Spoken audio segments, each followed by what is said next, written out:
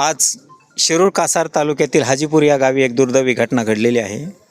विद्युत वितरण कंपनीच्या गलतान कारभारामुळे एका नाहक तरुणाचा या ठिकाणी बळी गेलेला आहे. गेल्या अनेक दिवसापासून या ठिकाणी आपण पाहत आहोत की या पोलवरती विद्युत वितरण कंपनीने ज्या कंपनीला गुत्तेदारीने काम दिलं होतं त्यांच्या गलतान कारभारामुळे या ठिकाणी त्यांनी सोडलेल्या तारा तशाच शेतामध्ये राहिल्या आणि शेतकरी तरुण मुलगा या ठिकाणी त्या तारेला चिटकून या ठिकाणी गतप्राण झालेला आहे. आज आपण पाहू शकतो की हाजीपूर गावावर मोठी शोककळा पसरलेली आहे. काय परिस्थिती आहे आणि यामध्ये विद्युत वितरण कंपनीचा कसा गलतान कारभार आहे या गावचे नागरिक मी त्यांना या ठिकाणी विचारतो. नाव सांगा आपलं. माझं आप्पा उगले. माझं नाव आप्पासाहेब उगले. काय घटना घडली, कशी घटना घडली? तर ह्या जी 33 केवीची मेन लाईन गेली हां. तर यांनी नवीन जुनी लाईन होती पहिली हां. तर नवीन दुसरी लाईन टाकली. हां. जसं गुत्तेदार आहे त्यांनी काम करून गेला आणि जे जुनी लाईन आहे ती त्या तारा त्यावरती त्यांनी कट करून ज्या टाकायच्यात त्या टाकलेल्या नाहीत. ह्या ज्यांचं जे शेत आहे त्यांनी लेखी स्वरूपात तक्रार देऊन आणि लेखी स्वरूपात पण दिली आणि तोंडी पण याच्या आधी 50 वेळेस तक्रार दिलेली. तर त्यांनी कोणीही दखल घेतलेली नाही ह्याच्यामध्ये. तर सध्या कापसाची लावणी चालू आहे. लागवडीचे दिवस आहेत. हा मुलगा इथं तूट लावण्यासाठी सरकीची तूट लावण्यासाठी इथं आलता. तर त्या तारी त्या आपण बघितल्या असतील वरून पर्यंत खालीपर्यंत खाली त्यांनी तारीचा असा राऊंड मारून तारी खाली ठेवलेल्या आहेत. तर आता मोकळ्या तारा म्हणल्यावर आता शेतकरी अचानक त्याचा पाय लागला असेल तर त्या ताराला करंट लागून हा मुलगा गतप्राण झालेला आहे. याच्या आधी 20 दिवस आधी याचा सक्का भाऊ मोठा तो ॲक्सिडेंटमध्ये पुण्यामध्ये नवले ब्रिजला वारलेला आहे. त्यामुळं आणि यांना काही शेती नाही, शेती वगैरे नाही. जे मुलांचे वडील आहेत यांना 1 गुंठाही शेती नाही आहे. हे कारखान्या ऊस तोडून मोलमजुरी करून गतप्राण जे झाले तर ज्यांचा या ठिकाणी आपण दुर्दैवी अंत झाला पाहतो आहोत. तर या ठिकाणी आपण जे पाहतो की त्यांना शेती वगैरे नाही. ही दुसऱ्याची ती बटाणी करून मोलमजुरी करून खातेत. बरं.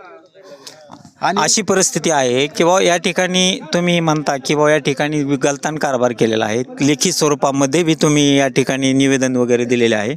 मग त्यांच्याकडून तुम्हाला आत्तापर्यंत काय रिस्पॉन्स आला होता का बाबा कशा पद्धतीने या ठिकाणी आमच्याकडे काही चूक नाही किंवा आम्ही तारा वगैरे समज आम्ही सोडून घेतो किंवा सोडल्या त्याच्यामध्ये सप्लाय नाही असं काही त्यांनी चुकीचे काही आत्तापर्यंत सांगितलं होतं का? त्यांचा काहीच रिप्लाय झाला नाही. त्यांना तक्रारी देऊन पण गावात जरी काही फॉल्ट झाला तर ते काय करतात, तुमचा एखाद्या गावातला मुलगा चढा आम्ही तिकडून परमिट देतो. स्वतः मी स्वतः साक्षीदार आहे त्याला की ते स्वतः लाईनमॅन कुठला त्यांचा अधिकारी इथं कोणीही स्वतः येत नाही. स्वतः इंजिनियर निकम साहेब त्यांना फोन लावला. फोन कट करून त्यांनी शेवट फोन बंद स्विच ऑफ करून टाकला. आजची गोष्ट आहे. आणि शेळके कोण संबंधित अधिकारी असेल त्यांना पण फोन लावला होता. ते आता त्यांना झाले 1.5-2 घंटे झाले असतील फोन लावलेला. इथं पाठवतो म्हणले. त्यांचा MSCBचा एकही इथं अधिकारी किंवा कर्मचारी इथं आलेला नाही. म्हणजे या ठिकाणी त्यांची चूक त्यांच्या लक्षात आली असं जाणून घ्यायला हरकत नाही. 100%. आता काय परिस्थिती आहे गावामध्ये, शोककळा कशा पद्धतीची आहे? आणि उगले परिवारावरती तुम्ही सांगताय 15 दिवसापूर्वीच त्यांचा एक भाऊ गेलेला आहे. ही घटना हाजीपूरकरांसाठी किती दुर्दैवी आहे? आता खूपच दुर्दैवी आहे. कारण की त्यांचा पहिला मुलगा जाऊन 20 दिवस पण नाही झाले आणि दुसरा मुलगा 20 दिवसांनी परत जातोय. त्या आईवडिलांना म्हणजे काळजाचे तुकडे हे 2 गेलेले आहेत. त्यामुळं त्यांच्या जीवावरती काय बेतलं असेल त्यात हे बाकीचे गावकरी सुद्धा सर्वच हैराण आहेत. त्यामुळं ह्या संबंधित कोण असेल, गुत्तेदार असेल, अधिकारी असेल, त्यांना आम्ही गावकरी कायद्याच्या चौकटीमध्ये बसून त्यांना शिक्षा देणार म्हणजे देणार हे आमचं शब्द आहे. या ठिकाणी कृष्णा मच्छिंद्र उगले असं नाव तुम्ही सांगितलं.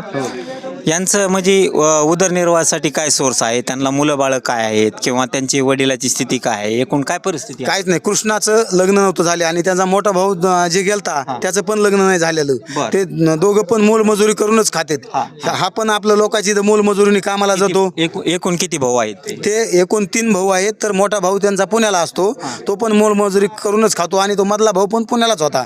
तर त्याचा ते कामाला जात असताना ऍक्सिडेंट झाला नवले ब्रिजवरती. म्हणजे मोठ्यांचं लग्न झालंय फक्त? नाही झालं तिघा भावाचं भावाचं नाही नाही. म्हणजे आई वडिलातला हे मोठे आज मुलांची लग्न न होता समोर 2 मुलं या ठिकाणी गतप्राण झाले तर वेगवेगळ्या ॲक्सिडेंटमध्ये अवघ्या 20 दिवसामध्येच या घराला एक मोठी शोककळा सांभाळायची वेळ आली.